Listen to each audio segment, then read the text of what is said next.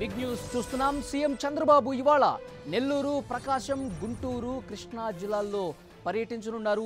నెల్లూరులోని ఎస్వీజీఎస్ కళాశాల మైదానంలో ఉదయం 11 గంటల నుంచి 12 గంటల వరకు నిర్వహించనున్న సన్నాహక సమావేశంలో పాల్గొనబోతున్నారు.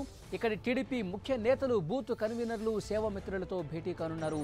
మధ్యాహ్నం 1 గంటకు ప్రకాశం జిల్లా ఒంగోలు చేరుకోనున్నారు. మినీ స్టేడియంలో ఏర్పాటు చేసిన బహిరంగ సభలో పాల్గొని ప్రసంగించనున్నారు చంద్రబాబు. సాయంత్రం 5 గంటలకు గుంటూరు ఎల్ఈఎం స్కూల్ మైదానంలో బహిరంగ సభలో పాల్గొనబోతున్నారు.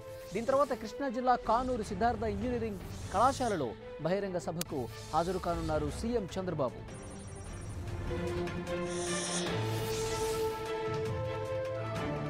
సీఎం చంద్రబాబు ఇవాల్టి పర్యటనకు సంబంధించి పూర్తి డీటెయిల్స్ తెలుసుకునే ప్రయత్నం చేద్దాం. మా ప్రతినిధి విజయ్ చంద్రన్ లైవ్లో డీటెయిల్స్ అందించడానికి సిద్ధంగా ఉన్నారు. విజయ్ చంద్రన్, ఇవాళ నెల్లూరు, ప్రకాశం, గుంటూరు, కృష్ణా జిల్లాల్లో సీఎం చంద్రబాబు పర్యటన ఉంది. ఎన్ని గంటలకు ఏ జిల్లాలో పర్యటన బహిరంగ సభ స్టార్ట్ కాబోతుంది? పూర్తి డీటెయిల్స్ ఇవ్వండి.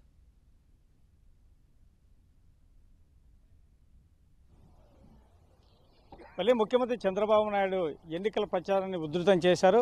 ఆయన ఈరోజు ఏకంగా 4 జిల్లాల్లో ఆయన ప్రచారం చేయనున్నారు. నెల్లూరు, ప్రకాశము, గుంటూరు, కృష్ణా జిల్లాల్లో ఆయన బహిరంగ సభలు నిర్వహిస్తున్నారు. 10:30 గంటలకు షెడ్యూల్ ప్రకారము నెల్లూరులోని ఎస్వీజీఎస్ కళాశాలలో ఆయన బహిరంగ సభలో తెలుగుదేశం పార్టీ నాయకులు, కార్యకర్తలు ప్రజలను ఉద్దేశించి ప్రసంగిస్తారు. తర్వాత 1 గంటకు ఒంగోలులోని మినీ స్టేడియంలో ఆయన ప్రసంగం ఉంటుంది. తదుపరి గుంటూరులో ఉన్నటువంటి ఎల్ఈఎం స్కూల్ గ్రౌండ్లో ఆయన ప్రజలను ఉద్దేశించి ప్రసంగిస్తారు.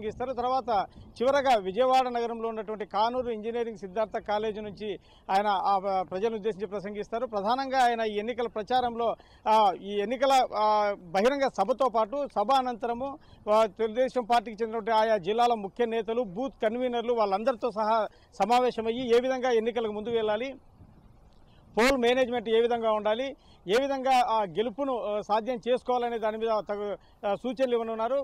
ప్రతి ఒక్క బూత్ కన్వీనర్తో కూడాను ఆయన మాట్లాడి, ఎందుకంటే ఆయన ముఖ్యమంత్రి చంద్రబాబు నాయుడు ప్రతిరోజు టెలికాన్ఫరెన్స్లో చెప్తా ఉన్నాడు, ఏమాత్రం ఎన్నికలను నిర్లక్ష్యం చేయొద్దు, మనము అనేకమైనటువంటి సంక్షేమ కార్యక్రమాలతో మనం ముందుకు దూసుకువెళ్తున్నా కూడా చిన్న పామైన పెద్ద కర్రతో కొట్టాలనే చందంగా మనం చాలా జాగ్రత్తగా ఉండాలి, ఏమాత్రం ప్రతిపక్షాన్ని నిర్లక్ష్యం చేయకూడదని చెప్పేసి ఆయన చెప్పడం జరిగింది.